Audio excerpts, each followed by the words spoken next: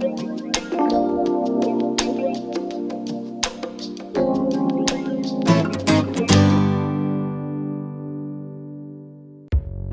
everyone! Welcome dito sa final part nitong ating graphite pencil tutorial featuring Miss Selena Gomez.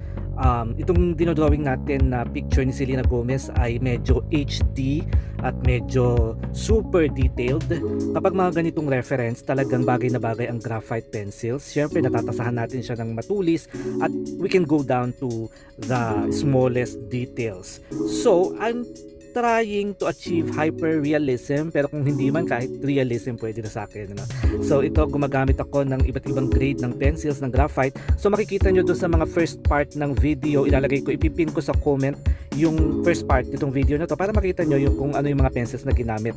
Kasi on this video, magfo-focus tayo sa mga tips, sa hopefully mga useful tips, lalong-lalo na sa mga baguhan or beginners pagdating sa graphite pencils. Isa kasi sa mga problema ng mga natin, ano, when we are using graphite, although we can achieve hyper realistic drawings using graphite compared to charcoal, ano, pero ang mga problema kasi natin normally is hindi natin mapadark masyado si graphite, ano. We cannot achieve the darkness that we want and the darkness that we can achieve using charcoal pencils. Basically hindi natin na-achieve with graphite pencils. Kaya ako, ang ginagawa ko, siyempre nag-experiment ako sa iba't ibang klase ng mga pencils. You can use yung mga 8B, meron pang 12B na graphite pencils, pero with my experience, hindi pa rin siya nagiging dark, especially if yung reference photo meron talagang super pitch black, super dark na mga shadows. Hindi pa rin talaga na-achieve kahit gumamit tayo ng mga dark graphite pencils. Although yung Mars Lumograph na black na mga 10B or 9B or 8B ay pwede na na-achieve naman niya yung klase ng darkness. Kaya nito, itong part na to, it's really dark, ano, talagang napaka pitch black dark siya. So ito yung ginagamit ko, natuklasan ko siya and I'm lucky na nakuha ko siya sa Shopee. Ito yung Cretacolor Nero oil-based charcoal pencil. So kung isipin nyo, charcoal pencil siya, pero hindi siya katulad ng charcoal pencil pagdating sa texture, no? Because ang charcoal pencil, kaya medyo natatakot din akong gumamit ng charcoal pencil o na graphite drawing kasi na-overpower niya si graphite, and at the same time medyo mahirap gamitin kasi very loose, medyo makalat, medyo lumilipad-lipad, and then pag charcoal pencil medyo mahirap i-blend, ano? Iba kasi sila ng composition, yung regular charcoal pencil. So ang maganda dito sa ginagamit ko at sa natuklasan kong ito na Cretacolor Nero, oil based kasi siya na charcoal pencil, so it feels more like a dark graphite than a regular charcoal pencil. So yun yung maganda sa kanya. So, nakita naman na-achieve ko yung gusto kong klase ng darkness ng shadow because of that Cretacolor oil-based charcoal pencil. So kasi sa tagal-tagal kong gumagamit ng graphite pencil sa aking mga drawings, medyo hindi ko na-achieve yung gusto kong contrast kasi may mga reference photo tayo na talagang highly contrasted or yung talagang super dark yung dark at super light yung mga light. So pag ganun mga reference, minsan kapag very light lang, di ba, okay yung graphite, ano? Kapag yung skin tone talaga ay very natural, ganyan, maganda talaga ang graphite. Pero when we encounter reference photos na talagang very contrasted, madiin, talagang super dark yung mga dark shadows, nangangailangan talaga tayo ng tulong. So and I do not recommend yung regular charcoal pencil kasi medyo makalat siya with graphite, medyo iba sila ng composition, medyo hindi ka na nakakapag-drawing when you already use charcoal, medyo mahirap ng patungan ng graphite yung regular charcoal. Unlike this Cretacolor color pencils na ginagamit ko, ay Cretacolor Nero charcoal pencil, ay parang medyo kahawig siya ni graphite. So parang pareho lang sila ng composition, maybe because it is charcoal pero oil based. So si graphite kasi is may pagka-oily siya, si charcoal is may pagka-powdery, so magkaiba sila. So with the help of this Cretacolor Nero, nakita nyo ba yung mga very dark shadows doon sa ilalim ng baba, ay na-achieve yan talaga using Cretacolor Nero oil-based charcoal pencil. So ganyan lang yung aking ginagawa, ano. Yun ang unang tip ko sa inyo, no. Try to get that, yung pencil na yan if you can. Meron naman siya sa Shopee.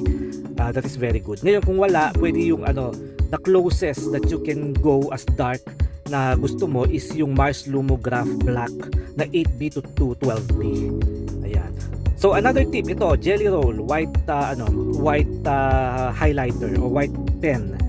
Normally ginagamit lang ito sa mga puti sa mata at saka doon sa mga talagang white highlights, yung mga watery highlights. Pero ako kasi I love experimenting, and nakita ko kasi doon sa reference photo ko na very visible yung mga parang ang tawag dito, yung mga details na white doon, yung parang sa mga pores niya na nasisinaga ng light ay very visible kasi nga highly contrasted in HD yung aking reference photo. So I tried to, although hindi optional naman yung paglalagay ng white pen doon sa mga pores ng skin, optional naman, depende sa reference. Gaya nitong ginagaya kong reference, talagang very visible yung mga light particles doon sa kanyang face. So gumamit ako ng jelly roll na pen na number 8 yung ginamit ko sa kanya. So ayan.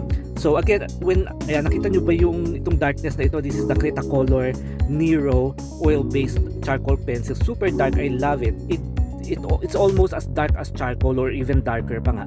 Pero hindi siya powdery. It's oily. So talagang halos related siya with the graphite. So hindi niya nilalamon si graphite. Unlike with charcoal, kapag nag-dark ka na, hindi ka na makakapagdagdag ng graphite above the charcoal or charcoal above the graphite kasi iba nga sila ng composition. So nakikita nyo ba, I'm so happy kasi recently ko lang nakuha itong Cretacolor Nero at ngayon na-achieve ko na yung darkness na gusto ko doon sa mga super dark areas. Kasi yun yung sisigaw talaga yung drawing mo magpapaangat sa iyong drawing kapag na-achieve mo yung tamang contrast. So pagdating sa hair, ito, dumako naman tayo sa buhok. Okay, I'm using the Cretacolor Nero pa rin. Ayan. And then ito, yung aking pang sharpen ng charcoal tsaka ng graphite. Ito parang clip na metal na para siyang sandpaper pero metal siya. Ayan, pinowderize ko yung aking charcoal pencil. Ito charcoal pencil naman talaga na ito. Kasi kapag may mga lalaking areas na super dark, medyo matagal kapag graphite o yung Cretacolor ang ginamit natin. So dito, nag-powderize ako ng charcoal at siyang ginagamit ko doon sa mga large areas sa buhok para hindi tayo mag-aksaya ng panahon to use graphite or yung Cretacolor sa mga large areas na ganito. If you are going to use yung mga powdered charcoal, make sure na hard charcoal, hindi yung soft kasi sobrang dark yung soft. Yung yung hard charcoal, tama-tama lang doon sa mga large portions ng hair at ma-achieve mo talaga yung gusto mong contrast pagdating sa hair. Okay? So pag hard charcoal, hindi kasing dark ng soft charcoal pero ma-achieve mo pa rin yung magandang contrast with the hair. And then I'm using the Cretacolor above doon sa aking charcoal surface para magbigay ng mga details. And then I use this highlighter. Ito yung Mono Zero eraser. So habang pinapanood nyo ang ating drawing, magsha-shoutout muna tayo. Shoutout kay Renzi D. Art, J Legends 33, Daryl Basiliote, Charlene Balugbog, Ethan Ancheta, J. De La Peña, Clark Angelo Cada, John Paul Domingo, John Peter Padual, Zywin Lee, Irish Estribo Ginanaw. Shout out and thank you for supporting my channel. So ayan, so pinapakita ko sa inyo dito how easy it is to draw the hair with the help of the charcoal pencil na pinowderize natin using yung aking metal sharpener na yon na parang clip. Ayan, so nag-a-add pa tayo ng mga final details. So yun lang, pinakita ko lang sa inyo. Thank you very much for watching. Sana may napulot at natutunan kayo with this tutorial drawing. Thank you.